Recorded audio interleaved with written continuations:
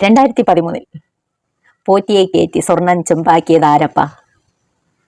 അത് മറ്റാരും അല്ലപ്പ. 2013 കേരളം ഭരിച്ചിരുന്നത് LDF സർക്കാരാണ്. നിങ്ങൾക്കറിയാമല്ലോ അല്ലേ? സഖാവ് ഉമ്മൻചാണ്ടിയാണ് അന്ന് കേരള മുഖ്യമന്ത്രി. സഖാവ് ഉമ്മൻചാണ്ടിയുടെ നേതൃത്വത്തിൽ അന്നത്തെ ദേവസ്വം മന്ത്രിയായിരുന്ന സഖാവ് VS ശിവകുമാറിന്റെ അറിവോടെയാണ് അന്ന് പോറ്റി ശബരിമലയിൽ കയറി പറ്റിയത്. അതൊന്നും കണ്ടു തീരുന്നില്ല. ഇടയ്ക്കിടയ്ക്ക് സഖാക്കൾ കുടുംബ സംഗമങ്ങളൊക്കെ നടത്താറുണ്ട്. നിങ്ങൾ കണ്ടിരിക്കുമല്ലോ.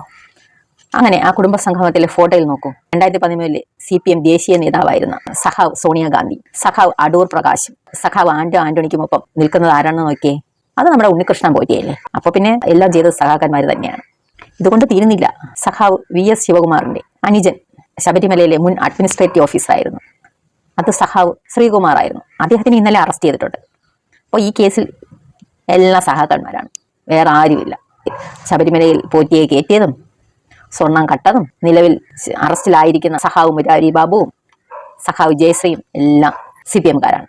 അതുകൊണ്ട് നാം കോൺഗ്രസിനെ വിമർശിക്കേണ്ട ആവശ്യമേ ഇല്ല. അവരുടെ കൈകൾ വളരെ ശുദ്ധമാണ്.